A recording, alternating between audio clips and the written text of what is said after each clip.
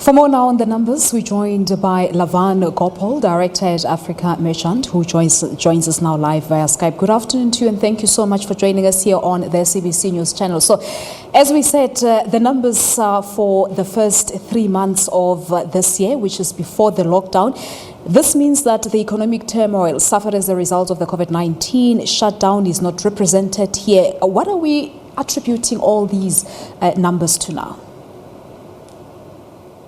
So if you consider the movements with the first quarter of 2020, this was a period where we had seen a downgrade by all of the rating agencies. And at that stage, South Africa had been an unfavorable investment destination, whilst the middle of March would have seen some of the impact globally, where a number of larger economies had started to contract and close down because of their COVID-19 programs.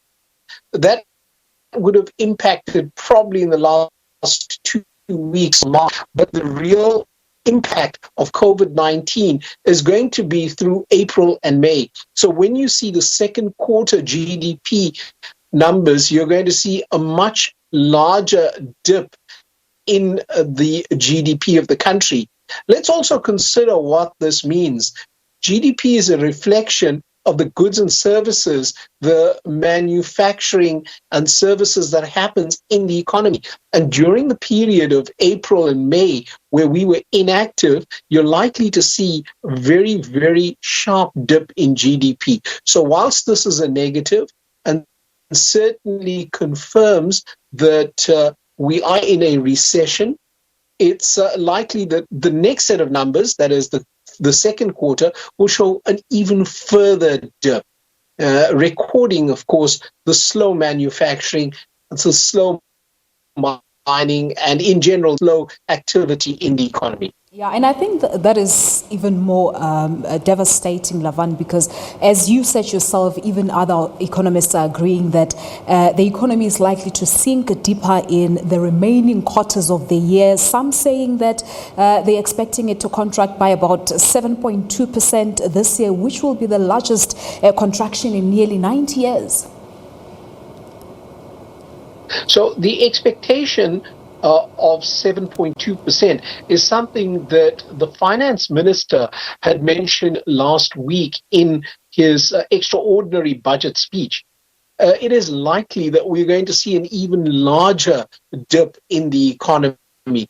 Globally, the effect of COVID-19 should come through at about 5%. Some economies are going to be hurt a lot more than others. Given the fact that South Africa had a slow start in the first quarter, bear in mind there was still a fair amount of load shedding that we had experienced through February and March before the COVID-19 lockdown, and that's what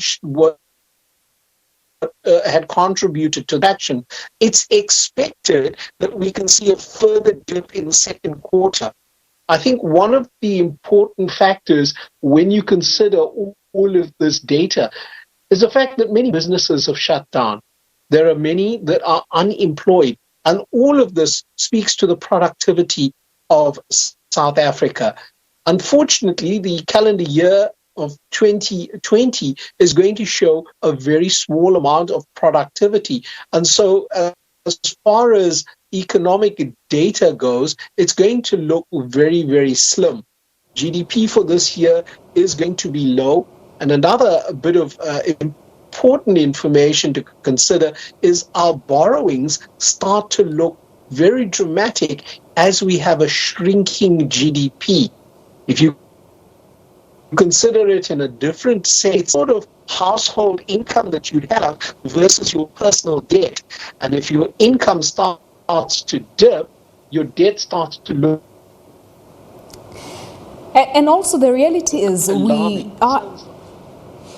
are expecting a peak in infection rates when it comes to the COVID-19. What does this mean for the economy? Some of the news bits that we've seen, especially with Gauteng, the MEC of Haiti have a lockdown for the province of Gauteng, And this is something the President had hinted at a few weeks ago. If the COVID.